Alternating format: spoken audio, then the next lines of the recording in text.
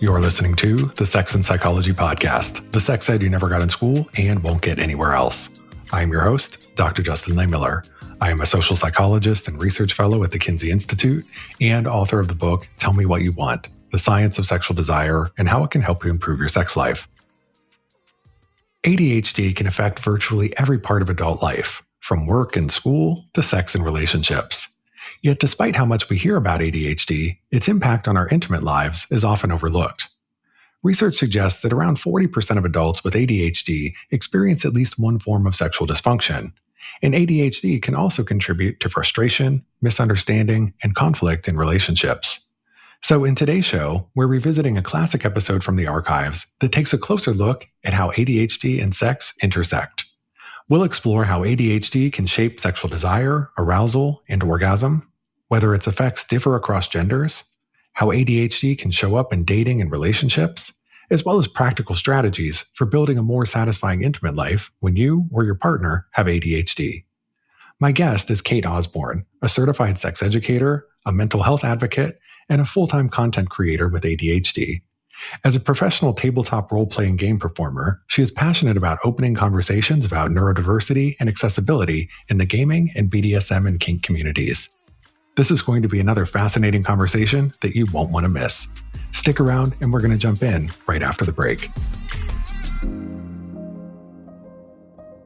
Are you looking for a space that celebrates diverse perspectives, explores new frontiers, and brings all of your favorite people together? The annual Sexological Conference, hosted by Sexual Health Alliance, is where sexuality leaders gather. This conference connects you with world-class experts, leading sexuality companies, and a community of like-minded, passionate, and welcoming professionals. You'll find your people at the Sexual Health Alliance Annual Sexological Conference this October. Get your ticket to be inspired, educated, and empowered. Note that this conference is open to anyone and everyone. Head over to sexualhealthalliance.com, select the Annual Sexological Conference page, and save your spot today. Hi, Kate, and welcome to the Sex and Psychology Podcast. Hi, Justin. Thanks for having me. I'm genuinely so excited to be here. This is wild. Hello. Hello. I'm very happy to have you here, and I'm looking forward to chatting with you all about ADHD and sex. Now, this is a subject that is not often discussed, but I think it's really important, especially when you consider how common ADHD is. I mean, the lifetime prevalence of ADHD among adults is estimated at around 8%, which is nearly 1 in 10. So there are a heck of a lot of people that this affects. But most of the discourse that we hear around ADHD is in the context of children and adolescents. We don't hear nearly as much about how it affects adult lives. And if it's discussed at all, it's usually only in the context of the workplace, not in terms of people's intimate lives. So let me ask, when did you start to become interested in how ADHD affects sex? How long do you have, Justin? No, well, I'll tell a little bit of my story because I actually feel like it directly connects to why I do the work that I do. So I was actually one of the many women late diagnosed with ADHD. I got diagnosed with ADHD the day before my 30th birthday, and walking out of my psychiatrist's office with this new and strange understanding of myself, and looking at the football field of red flags that I had left behind me my entire life, I was left with this kind of notion of why hadn't anybody noticed? Why hadn't anybody ever gone, oh, Kate's clearly struggling? And the answer is simple, is because ADHD can look different in women than it does in, 7-year-old boys. And so as I started learning more about ADHD, as I started learning more about how it works with the brain, I also started making these very specific connections of okay, well, executive functioning doesn't end, like you said, at the end of the workday. It doesn't end, when you walk in the door and now everything's fine. It's no, ADHD affects us from the moment we wake up to the minute we struggle to fall asleep, is the joke that I always tell. And so why wouldn't it affect our sex life? So I started digging and I started doing research into the minuscule amount of research that exists. And yeah, it turns out that people with ADHD are dramatically impacted in their sex life by having ADHD. And so I sort of pivoted my entire career. I went back to school to become a sex educator, specifically with a focus in neurodivergency. And so the answer, I guess, to your question is just spite. I was spiteful and mad that nobody was talking about it. So I figured, well, I might as well talk about it. So here we are. Well, sometimes good things come out of spite, right? That's true. And I think this is a topic that is very essential, as I was saying. And so few people, even in our field, are talking about it. And I think part of the reason for that is because, as you mentioned, there is just very little research that's out there on it.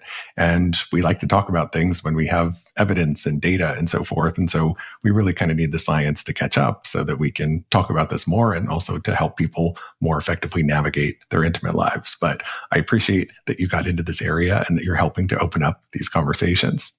Well, thanks for opening up this conversation today. I'm very appreciative.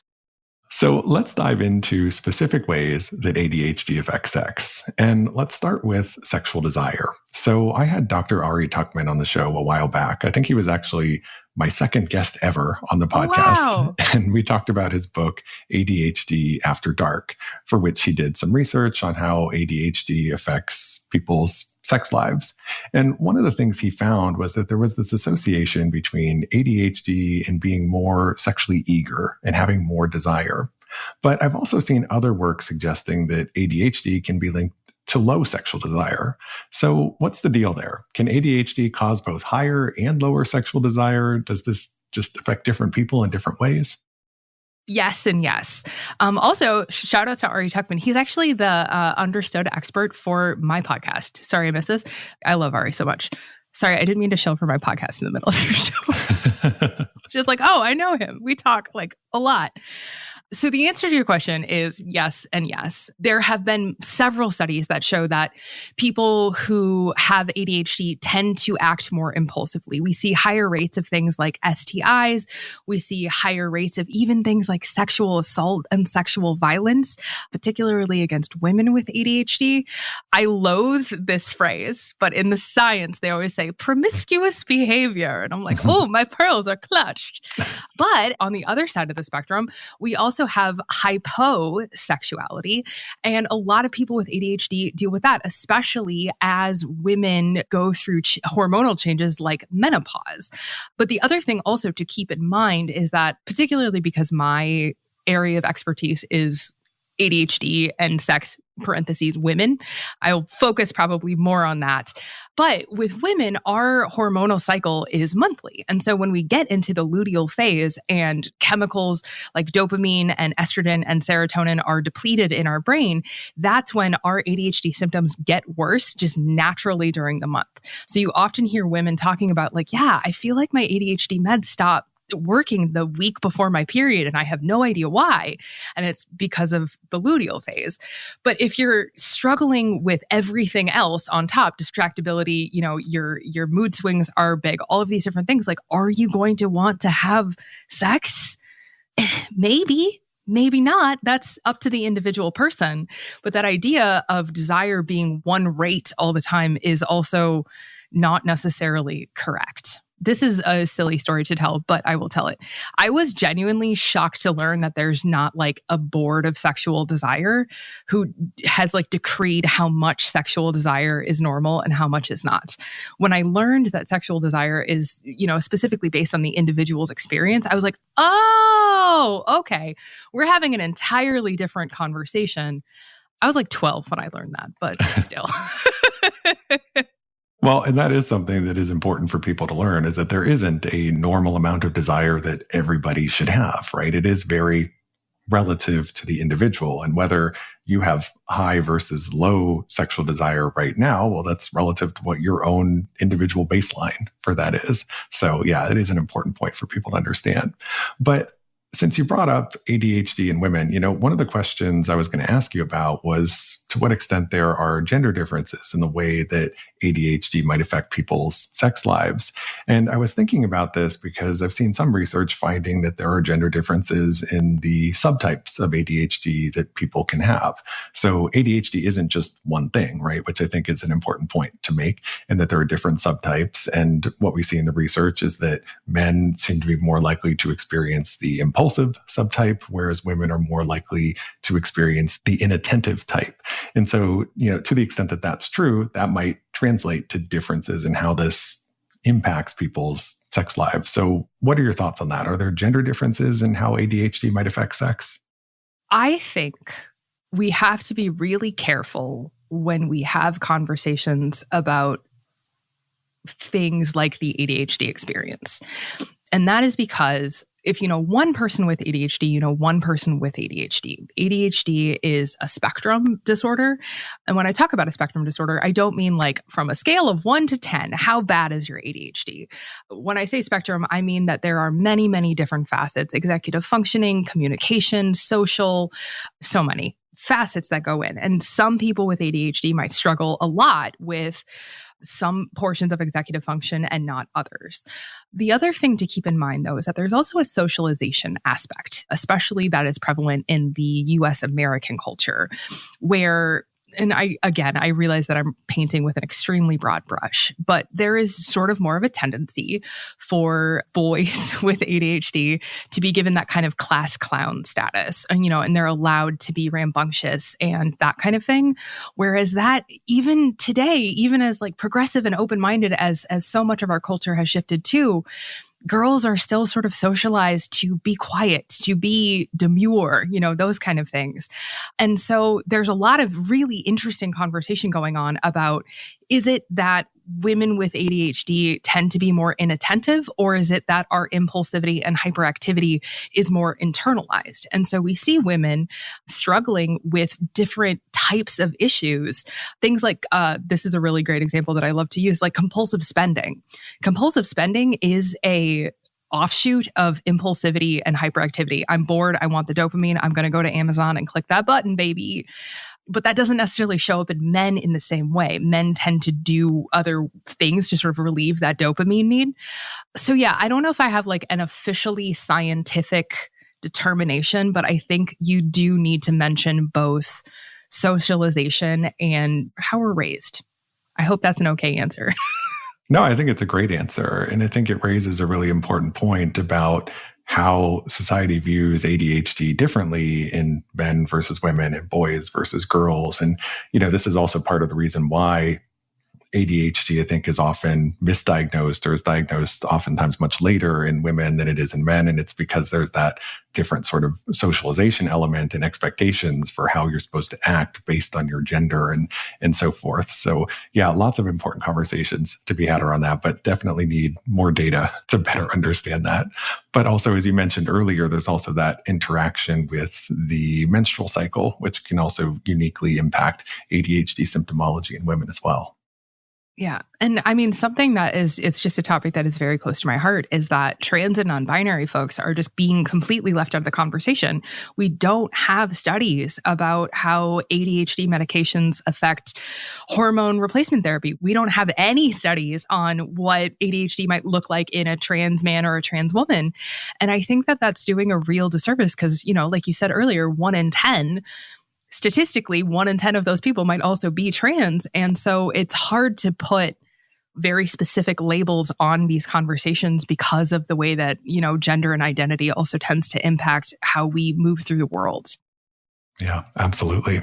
So let's talk about some of the other ways in which ADHD can impact sex. Now, something else I've seen is that ADHD is linked to both premature orgasm and delayed orgasm. And to some of my listeners, that might sound paradoxical, but it might just be another sign of how ADHD affects different people in different ways.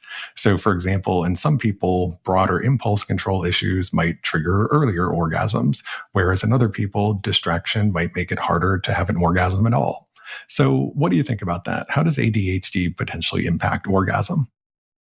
I'm going to answer your question like this. So you're in your bedroom, you're with your partner, and things are getting a little spicy, a little hot and heavy. And as your ADHD brain is there in that moment with your partner, it is statistically likely that your ADHD brain is also running through other programs in the background, right? Did I unload the dishwasher? Did I remember to take out the laundry? What are we having for dinner? Are the kids getting picked up from daycare? Oh yeah, we have that barbecue on Saturday, right? Because our brain is just constantly running through. We have this like really powerful inner monologue. But then at the same time, okay, so you're there with your partner, like focus up. Don't think about that stuff right now. Think about what's here and now, right? So you start thinking about what's here and now. And now you're hearing the ceiling fan click.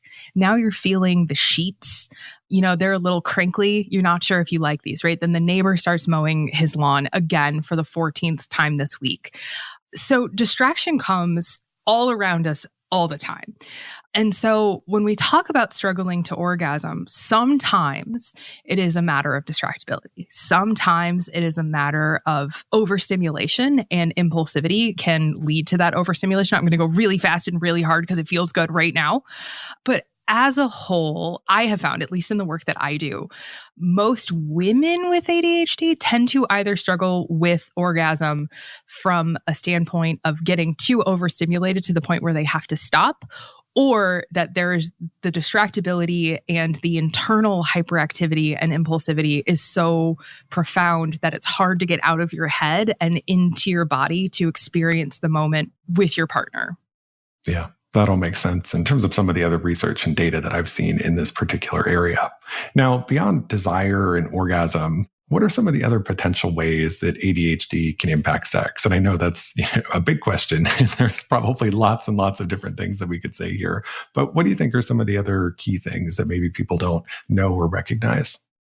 Well, one that I love to break the taboo about is just simply forgetting that sex exists. Mm-hmm. If it's not right there in front of you, that moment of like, oh yeah, sex is a thing that I could be having right now. That's actually incredibly common with folks with ADHD. I think a good answer to that question would be to sort of like walk through the executive functions, because each of the executive functions, you really start to see how they tie into not only the sexual experience, but just the sort of experience of living your life every day. So the first question then is, what are the executive functions? And the way that I like to explain them are they're the sort of background programs that your brain is running in order to get you, dear listener, through the day. So things like working memory, task initiation, task management, right? In what order are you doing the tasks? Switching tasks, emotional regulation, self-control. There's more, and there's no like one concise list of all of the executive functions. Sometimes there's 7, sometimes there's 8, sometimes there's 12. You generally get the idea, right? Right. So you can sort of start taking a one-to-one parallel between each of the executive functions. So like working memory. Okay, I'm remembering that sex exists. How long has it been since I have had sex with my partner? Task initiation, literally the act of initiating sex. How am I doing that? Is it difficult for me? Is it challenging for me? Does it feel the same way as, oh, I really have to go change over the laundry, but, my executive functioning is making it really hard to change from the task that I'm engaged in right now. Task management, right? When are you doing the task? How are you doing the doing, if you will? That kind of stuff. And then the emotional regulation component, we see so many people with ADHD struggling with emotional regulation. And it is because we tend to feel things very big. And so it can be really challenging to work through those emotions, especially if the emotion is, oh, well, my partner wasn't up for it tonight and I was really excited for it. So now I'm going to have big feelings and big emotions about that feeling of, rejection. We'll put that in quotation marks, and just on and on and on. And so like, as you start going through the executive functions, you really see that, again, it's not just struggling with work. It's not just struggling with school. It's executive functioning affects every moment of your entire day and your entire life. And so whether it's, making a sandwich or having sex, there's that same element of struggle. And because, like I said earlier, ADHD is a spectrum disorder where people tend to struggle with different executive functions to different levels and in different ways, it's going to look really different on different people. I'm so tired. I appreciate the way that you describe that. I think, that makes a lot of sense in terms of helping us to better understand some of the different ways that ADHD can impact sexuality and also why it can show up so differently for different people. So yeah, it's a very helpful explanation there. Now, in discussing how ADHD affects sex, we can talk about the direct effect of ADHD on sex through executive function, but I think it's also important to talk about how medications that people take for ADHD can affect sex as well. So, part of the conversation about this relationship between ADHD and sex is also, is the person taking medication or not? And then how is that impacting their symptomology? And in the research that I've seen, in some work, taking medication helps people to improve their sex life because maybe it helps them to focus better during sex and be present and in the moment. But we've also seen that one of the potential side effects of some ADHD medications can be that there is reduced sexual desire or low libido. So tell us a little bit about ADHD medication and how that can affect or change people's sexual experiences. I think my answer, honestly, to this question is I am not a doctor. And so when it comes to conversations around medication, I always say refer to your doctor, refer to the experts in your life. But this is, again, one where we see medication really helping some people, and we see medication really not helping other people. However, this is the part where it gets even more complicated, is that when we talk about ADHD, we cannot talk about ADHD in a vacuum. It is so easy to put ADHD over, here in the corner and then say, yeah, and then everything else going on in their life, like that's just them, that's just their stuff. But the real truth is that there is a profound percentage of comorbidity for things like depression and anxiety, sleep disorders, so many different things, that even things like substance use disorder, alcoholism, that kind of thing, that come from the experience of living with ADHD. Don't quote me on this, but I think the depression statistic is like something like 40 to 60% of people with ADHD also have depression and or anxiety. Wow. And so again, if you are a person with ADHD, it is statistically likelier that you are also going to be living with depression, which is also going to affect your libido. It's also going to affect your ability to orgasm. It's also, maybe you're also taking medication for anxiety or depression. And depression medication, as you know, really can impact our sex lives in a profound way. And so, yeah, like the science behind ADHD medication is fascinating, but I would say always make sure to look at the rest of the medication in the toolbox before you start making decisions about whether or not your ADHD meds are impacting your sex life. Yeah, I think that's a great point, especially about the comorbidities, right? And so when you're working with your healthcare provider, they might be treating you for one thing, but then that's having an unanticipated or unexpected side effect in another area. Well, and we see that happen a lot where someone will go in for an ADHD evaluation and say, hey, this ADHD, it is ruining my life. I really need help, especially late diagnosed folks. And then they go back like 6 months later and they're like, actually, it turns out I've been managing my ADHD. It was these OCD traits or these anxiety things or these depression things or any of these other comorbidities. Because as you start to learn and manage and build systems and structures to help support your ADHD, oftentimes you start realizing that there have been these other underlying things.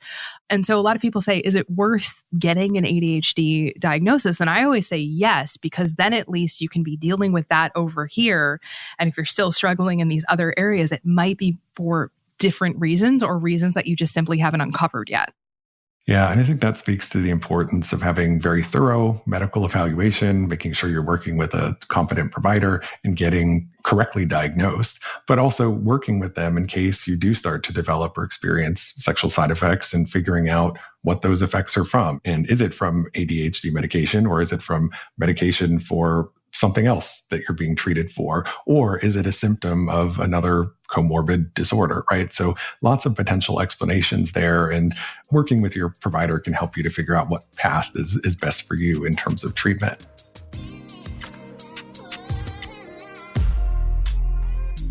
Let's be honest, navigating the world of libido supplements can be confusing. There are so many different products on the market that make big promises, but finding one that actually lives up to the hype is tricky. Many of the options out there contain questionable ingredients, they're underdosed, or they're ineffective. But what if there was a libido supplement you could actually trust? Let me introduce you to Drive Boost from VB Health. VB Health has a simple mission, creating supplements that work. Their formula isn't a mystery. It's doctor-formulated, third-party tested for purity and potency, and made here in the USA. VB Health also just dropped a new product I'm excited about called Energy Boost.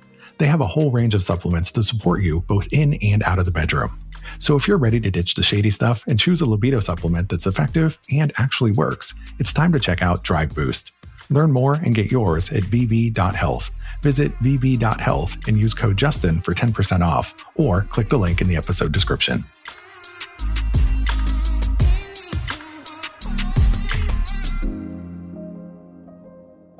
Now, we've talked about how ADHD can impact sex. Let's talk a little bit about how it affects relationships. So outside of the bedroom, and again, I know it's a big question, but what are some of the different ways, or what are some of the most common issues that come up for people with ADHD in relationships? I think one of the most common things that tends to happen in relationships with ADHD is parentified relationships, where one partner is sort of taking on that mental task load, and the other partner might be struggling with ADHD, but that can lead to a lot of resentment, a lot of guilt, a lot of shame. Similarly, with ADHD, there can be quite a few communication issues that arise. Again, looking at the executive functioning, if I'm trying to have a really serious conversation about something that's bothering me, am I emotionally regulating through it? Am I remembering the details of what I want to say? Or am I getting so flustered and so, I'm getting so emotionally invested in having this conversation that my brain is going 1,000 miles an hour and it's going all to these different places. Another interesting topic of debate is something called rejection sensitivity, or sometimes we also hear it called rejection sensitive dysphoria. Now, I want to be very clear that when we talk about rejection sensitivity, it is not a symptom of ADHD, nor is it really recognized in the DSM as a quote unquote thing. But the sort of lived community around ADHD talks about rejection sensitivity a lot. I really believe that rejection sensitivity is a real thing. But I believe very strongly that it comes from the lived experience of growing up with ADHD. Because when you have ADHD, diagnostically speaking, we tend to make careless mistakes. We tend to speak out of turn. We tend to be a little messy, a little disorganized, a little scattershot. And you can receive a lot of negative feedback about that in your life. And so what can happen in some people with ADHD is that fear of, oh, I'm going to screw up again, or, oh, I'm going to forget something important, or, oh, I'm going to hurt their feelings, or, oh, I'm just going to do a bad job with whatever it may be. That fear becomes an ever-present sort of figure in your life. And I see rejection sensitivity show up a lot in conversations around sex and sexuality, particularly when we get into the less fun statistics about ADHD, things about like sexual assault, sexual violence, because what can happen is that a person who has lived with rejection sensitivity for long enough, it becomes a core value to always say yes, even if they mean no. And so some people with ADHD can wind up staying in unhealthy or unsafe relationships, or just simply consent to stuff that they don't like or don't want to be doing out of that fear of rejection, out of that fear of making somebody angry, or, oh, what if they don't like me anymore because I don't like that particular sexual act? And I really believe strongly that that's something that we have to address when we talk about ADHD. The community is so split on whether or not it should be part of the diagnostic criteria. There's some people who say like, oh, it was just a term that was made up to sell, some extra books. But I think as a term to describe the sort of lived shame, guilt experience that comes with ADHD, a lot of times, it's really a useful tool to start examining the places where that shows up in relationships, and it can lead to unhealthy behavior, if that makes any sense at all. No, it makes total sense to me. And it's not something that I have read or heard much about before, but it is something that certainly warrants further attention. And as you were talking about that, it had me thinking about what are some of the implications of this rejection sensitivity for just dating, if you're somebody with ADHD, especially in the world of online dating, where we know there's a lot of rejection that can happen. And if you're a highly rejection sensitive individual, there can certainly be some implications there. But more broadly, I'm curious about some of the impacts that ADHD might have in this new way that we're dating online, and how we can be bombarded with messages and so many different options. And, if you're somebody who struggles with paying attention, you can see how that could make it more challenging to date online, right? To form a connection, because there's always, a new option that's coming your way. So talk to us a little bit about that. What are the implications of ADHD for online dating? It's funny because I just recorded an episode about this. And so it was like, it's so funny. It's just been on my mind. But yeah, so online dating is a really interesting thing with ADHD because, again, like so many things with ADHD, we see it either being a really great thing for people or pretty terrible for people. On the sort of pro column, there's a lot of choice, there's a lot of variety, there's a lot of different people you can meet, there's a lot of different experiences that you can have. It becomes a lot easier to find people who share the same predilections as you. We haven't even touched kink and how it intersects with ADHD, but we can get to that in a minute. But it becomes easier to find, kinky people, that kind of stuff, if that's your bag. But on the con side is exactly what you said. It's unlimited choice. It can be really easy to start messaging somebody. And something that is really common with folks with ADHD is hyperfixation. And hyperfixation just tends to mean that I am now very focused on this thing that is happening in front of me. But again, breaking a stigma that we don't talk about a lot, you can also get hyper-focused on a person. You can get hyper-focused on that cool message train that you've been hanging out with on, Bumble, or I don't know the names of dating apps anymore. I'm elderly. Field is the one that I always use. So you can get really invested in these new relationships and that sort of new relationship energy that we talk about sometimes. But the problem with that is that, one, there's a person on the other side of that conversation. And the issue with getting hyper fixated on somebody is that sometimes when that hyper fixation breaks, it just kind of goes, oh, okay. And like, that's fine when we're talking about Doctor Who. That's fine when we're talking about your new hobby of crochet, but it's not fine when it's a person that you've been essentially love bombing for 2 weeks, innocently, not with the intent to manipulate or do anything negative, but then you just go, oh, hyperfixation's over, bye, and you just kind of ghost out of their life. And so one of the things that I'm going to shout out your book, but one of the things that I love about your book is that you talk about having to know yourself and know what you need. And that's a huge part of dealing with ADHD and sexuality, is recognizing those negative patterns when they come up and saying, I tend to do this. So I need to set up a system and a structure that is going to work for me to make sure that I'm not hurting people or harming people, that I'm not engaging in risk-taking behavior. If I am a person who is more inclined to one-night stands and hookups because I have that impulsivity and that hyperactivity, I'm not here to judge that, but it is, again, you have to know yourself and say, okay, well, what steps am I doing to stay safe? What steps am I taking to maintain, my sexual health and my sexual wellness, all of that kind of stuff. So online dating, pros and cons, but online dating, especially because it is really isolating. If you think about it, because you're here and you're interacting on your phone, but it's just you on your couch. They're not there. You're not having like real-time conversations. And so there's like a know thyself element to online dating that really needs to be addressed in folks with ADHD. Yeah, I think those are all really important points. And you mentioned that there's an intersection between ADHD and kink. And so I'm going to hypothesize that maybe one of the reasons why there's an intersection there is because BDSM can change your headspace. And it's one of the things that can allow you to get into a flow state, which we've talked about before on the podcast, and can really allow you to be in the moment and to not be distracted and in your head and so forth. So to the extent that kink BDSM puts you in that headspace where you're in that flow state, that might be particularly appealing for somebody with ADHD. So is my hypothesis right? Is that part of the reason there's an intersection? You are gold star, A+, no notes. The only thing that I would add, honestly, is that when you boil kink BDSM down to its foundation, it is the addition or subtraction of sensation, which, like you talk about, can be great for getting you into that headspace. But there's also a lot of just direct and specific and open communication. And oftentimes in some relationships, asterisk, not all, there is also a really definitive structure to that relationship. And people with ADHD, as much as I feel like I shouldn't, sell everybody out, but like thrive on structure. But maintaining and upholding that structure can be incredibly difficult. So if you have somebody who is willingly and consensually reminding you to take your meds or drink water or eat a snack or whatever it may be, that can be incredibly powerful for the ADHD brain. It's funny because I backwards became a sex educator because I've always been a kinky person. Like that has just been part of my identity for as long as, I can remember being sexually active.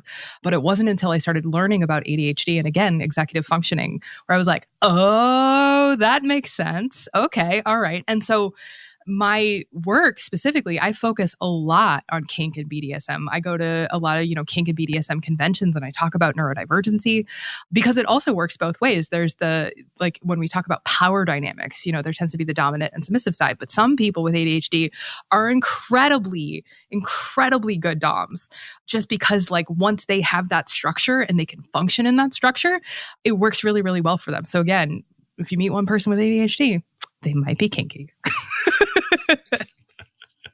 Yeah. And I think that's further evidence of how, kink can be therapeutic in some ways for individuals, because it can help you to be in the moment, to be present and to, truly enjoy those experiences that you're having with your partner or partners. Yeah, I will die on the hill that kink is one of the most fundamentally misunderstood and most powerful tools for the neurodivergent brain. I've basically staked my entire career on it, but I really do believe it, It's such a useful tool, but we ascribe such salacious pearl clutching to it. And it's like, nah. Just sometimes, if you wear a blindfold, you don't have to look at the pile of laundry that you left on the floor. It's a perfect system. So we've talked a lot about how ADHD can impact sexuality and relationships. Let's talk a little bit about tips on navigating this. So let's say you're somebody who has ADHD. What do you need to know? Are there any tips or resources you can recommend in terms of how you can reduce some of the negative impacts? Yeah. One of the most powerful things that you can do as a person with ADHD is work backwards from yesterday. And what I mean by that is sleep hygiene. People with ADHD, 95, 97% of people with ADHD struggle with sleep in some way. And we often discount the major, major impact that lack of sleep or not good sleep can have on our sex lives. But that is profound. And so if you are a person who is struggling to go to sleep, fall asleep, stay asleep, all of those things that happen with ADHD, it's important to start there and say, okay, well, what can I do last night that can affect me in the morning? Similarly, I know I said this already, but this is just a big one, is knowing yourself and being radically honest and radically self-accepting about your needs and your wants. Many people with ADHD struggle with sensory issues as part of their ADHD, but again, there is comorbidity between ADHD and autism, which is an entirely different conversation. It's similar, but different in a lot of ways. But sensory issues tend to show up even in ADHD, even if it's just ADHD, if that makes sense. And so being aware of your sensory issues and the things that tend to bother you are, do the sheets distract you? Does the clicking ceiling fan make you want to die? All of those things, setting yourself up for success and saying, hey, when we are being intimate, it would be so rad if we could have this playlist on because this music really helps me get into a good headspace. Or, hey, can we, make sure that the bed is made? Or, that kind of thing. Just small little asks that are going to improve your quality of life. The third thing, and the reason why I have a job, is just simply learning how to communicate in a way that works for you. Many people with ADHD tend to be external processors, where we need to sort of talk it through out loud and process it in order to sort of get our thoughts in order. And so if you need to have a serious conversation, there's nothing wrong with prepping, writing it down, whatever you need to do. And so many times when I go and I speak and stuff, people are like, oh my God, that's so embarrassing. I can never bring a notepad to my conversation with my lover. And I'm like, why not? If it helps you, it's not silly if it makes your life easier. And we, I think, sometimes make our lives so much harder than they need to be because we are committed to this idea that, well, other people don't do it like this. And so I shouldn't do it either. And it's like, no, if it works for you, it's working, keep it. Great. So that's another big thing, is just learning the communication styles that work with you, noticing and working through emotional dysregulation when it happens. And again, just kind of knowing thyself. People with ADHD, we think differently. Our brains move through the world differently.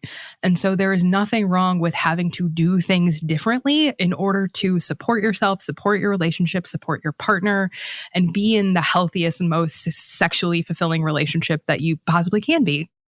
Yeah, I think that's all great advice. And so on the flip side of that, let's say you're in a relationship with somebody who has ADHD. How can you be a supportive partner and try and help cultivate a healthy, intimate life when you're partnered with somebody with ADHD? The first thing I would say is just being really careful of parentification. It can be really, really frustrating to watch your partner say, oh, I have to do laundry for work tomorrow. And then it's 8 p.m. and 9 p.m. and 10 p.m. And then you go put in the laundry at 10:30 and they're like, well, I was going to do it, that kind of stuff. Mm-hmm. So really talking to your partner, and again, communication is going to be the answer, which I know feels like a little bit of a cop-out sometimes. Just communicate about it. But it really is true. And this goes for both the ADHD partner and the non-ADHD partner, is sometimes it helps to approach tricky conversations from the standpoint of why, right? Hey, I've noticed that the trash hasn't been taken out recently. And that's something that, is your job, partner with ADHD. Now, the ADHD partner might just be very, oh, yeah, I forgot. I'm really sorry. But sometimes I've really been struggling with the amount of disorganization in my room. And so when I look at the trash in there, I think about having to take out the trash out here. And so I've just been focused on this other project. And so I'm very sorry, but I will make sure that trash gets taken out. It's important to remember to never use ADHD as an excuse, but it can provide the foundation for a healthy explanation that gives you the opportunity to work through those issues together. The other thing is that if you are not a person who has ADHD, if you are the non-ADHD partner, I wish that I had the language or the words or a way to explain how terrifying it is to be sitting on the couch and going, just get up and do the dishes. Just do it. Just get up. Just put your feet on the floor. Just get up and do the dishes. But one of the things that I really struggle with in my executive dysfunctioning is task initiation and task switching. And so I like to say, be really careful of ascribing malice. Be really careful of noticing when shame and resentment and anger shows up in the relationship, and talk about it. Talk about it honestly and openly, because you might be surprised to learn how much your partner with ADHD is struggling. Now, on the other side of that, I would not be doing my job if I didn't say, but if your ADHD partner is acting in unhealthy ways, if they are relying on you for everything, if you are the person who is doing all of the work and all of that stuff, that is also not okay. And so the goal of a healthy functioning relationship is to have equity, right? The person with ADHD is going to struggle with some stuff, but I guarantee there's stuff that you don't like to do, right? I never mind unloading the dishwasher. I hate loading it. You can divide the task up that way, right? Or whatever it may look like. But the more that you can find equity and solidarity in your relationship, the healthier and better it is going to be in the long term. That was a really long answer. I'm sorry. I think it's a great answer, and I appreciate you sharing all of that advice. So thank you so much for this amazing conversation, Kate. It was a pleasure to have you here. Can you please tell my listeners where they can go to learn more about you and your work? I would love to. So my name is Kate Osborne. I go by Katiesaurus online. You can find me as Katiesaurus on all social media channels. I do have a podcast where I talk about ADHD and its impact on sex, intimacy, relationships, and communication. It's called Sorry I Missed This. You can listen to it wherever you listen to podcasts, and it is through understood.org, which is a fantastic ADHD nonprofit education organization. I also have a column in Playboy magazine. I'm the sex advisor for Playboy, which is amazing. I'm so excited about that, where I do talk a lot about neurodivergency and disability, which is a first for Playboy. So shout out to them for letting that happen. You can check out my work on playboy.com. And I also do speaking engagements, and you can have me come to your business and give me money if you would like. You can do that by going to katiesaurus.com. And lastly, I have a book coming out in September of this coming year, but the publisher just emailed us a week ago and was like, JK, we don't like the name anymore. So I can't tell you what the name of my book is yet, but at some point I'll have a book coming out. Author of a soon-to-be titled TBD, book. TBD. We had a name for a year. And then they were like, JK, actually, we hate it. I was like, cool. All right. Well, I'm excited to see what it ends up being. And I will be sure to include links to all of that in the show notes. So thank you again so much for your time. I really appreciate having you here. Thank you for having me. And also, dear listeners, go buy Justin's book because it's amazing. And I recommend it to everybody that I work with. Go buy it right now. Go. Thank you.